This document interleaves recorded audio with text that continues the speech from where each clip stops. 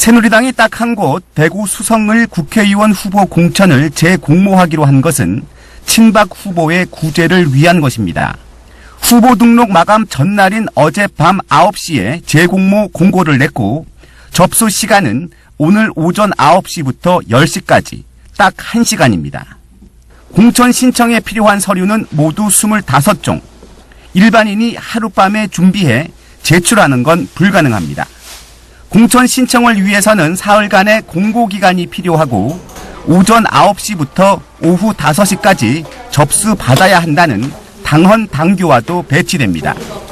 앞서 법원은 일사부재이의 원칙을 어겼다는 이유로 새누리당 공관위에 대구 수성을 공천 결정에 효력을 정지했습니다.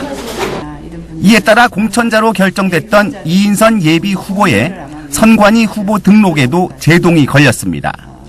무공천 위기 속에 새누리당 공관위가 후보 등록 마지막 날 딱 1시간짜리 원포인트 재공모를 통해 이인선 예비 후보 구제를 위한 꼼수에 나선 것이란 지적이 나옵니다. 공관위는 오전 10시 긴급 전체 회의를 소집해 의결한다는 방침인데 이인선 예비 후보의 공천을 다시 결정한다고 해도 옥새 투쟁 중인 김무성 대표가 공천장에 당 대표 직인을 찍을진 미지수입니다. 채널A 뉴스 유병수입니다. 각종 꼼수가 난무하고 있는 그런 상황인데 우리 류병수 기자가 국회 반장으로서 지금 단독으로 취재한 내용, 이미순 변호사님, 주호영 의원이 낸 가처분 신청 법원이 받아들였는데 네, 어제 우리가 얘기해드렸죠. 그 9시에서 9시 50분까지 지금 막 재공모 절차도 끝나서 결국 이인선 후보를 단수 추천하기로 결론까지 내렸는데 그 50분 안에 각종 많은 서류를 어떻게 구비를 해서 재공모를 누가 등록을 할 수 있겠습니까? 그러게 말입니다. 그래서 지금 막 이제 결국엔 다시 그 후보를 다시 공천 주기 위한 꼼수 아니냐라고 했는데 김 대표가 도장을 찍지 않겠다, 무공천으로 남겨두겠다고 한 지역 중에 하나겠죠. 예. 그러니까 뭐 지금 다시 또 재공천을 받더라도 이 예비 후보가요. 어차피 지금 김 대표는 무공천으로 남기겠다라는 입장이기 때문에요. 어떻게 될지 좀 두고 봐야 될 것 같은데 참 재밌어요. 요즘 이런 단어가 있더라고요. 정알못. 네. 정알못이 뭐냐 하면은 정준섭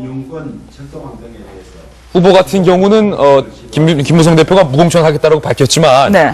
방금 주호영 의원 같은 경우는 탈당을 했기 때문에 무공천 한다라는 지역은 포함이 되지 않았지만 어쨌든 의미는 지금 같은 거죠. 제가 잘못 알았습니다. 죄송합니다. 네. 네. 제가 그것 좀 수정해 드리려고 했으면 이 지역은 그 지역이 아니고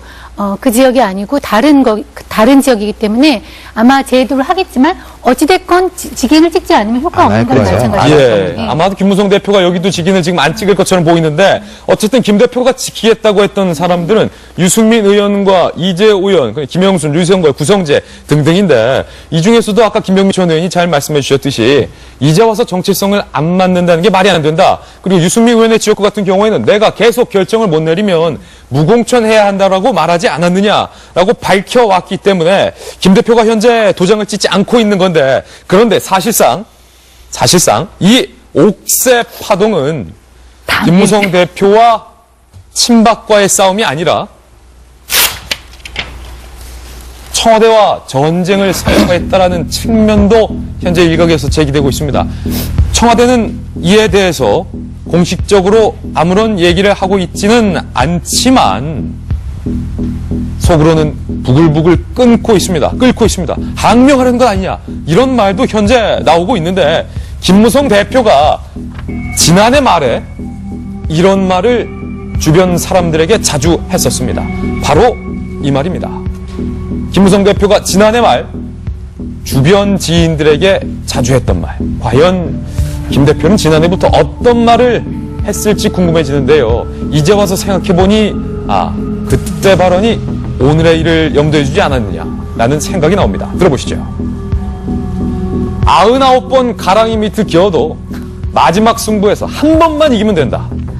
김무성 대표가 지난해 말 주변 측근들에게 했던 말입니다. 이에 대해서 청와대 한 참모는 익명을 요구한 채 동아일보 기자에게 이렇게 말했습니다. 그 지역에 출마하려는 새누리당 후보들의 권리를 심각하게 당대표가 침해했다. 그러면서 김 대표 정치를 좀 치사하게 하죠. 또 다른 청와대 한 참모는 역시 익명을 요구한 채 이렇게 말했습니다. 김 대표가 박 대통령을 상대로 벼랑 끝 전술을 쓰고 있다. 청와대를 상대로 전쟁이라도 하려는 거냐. 윤태구 실장님, 예. 청와대는 김 대표가 이 박근혜 대통령을 향한 선전포고로 받아들이는 모양입니다. 저게 근데 저는 청와대도 많이 배운 것 같아요. 그 기억하실 텐데 유승민 원내대표 사태 때 청와대에서 당정 협의를 다 중단하고 원내대표고 정책이 라인이고 다 만나주지 않고 청와대가 그런 게 처음이었었거든요. 예. 사실은 그런 걸 이제 다른 사람들도 많이 보고 배운 것 같고, 그리고 전쟁 선포는 맞죠. 누구의 잘잘못이건 간에 어찌됐건 오늘 결론이 어떻게 날지 모르겠습니다만 4월 13일 총선까지는 어찌됐건 새누리당이라는 이름으로 갈 겁니다. 하지만 총선 끝나고 나서 청와대하고 김무성 대표는 더 이상 갈 수 없다는 걸 김무성 대표가 참다 못해서 먼저 선언을 한 것이고, 예. 새누리당의 뭐 분화라고 할까요? 분열이라고 할까요? 아마 7월 전당대회죠. 원래 전당대회도 앞으로 당겨질 가능성이 아주 높고, 뭐 갈라질 모르겠습니다. 제가 형식적으로 갈라질지 모르겠는데 내용적으로는 갈라졌다고 봐야죠. 예.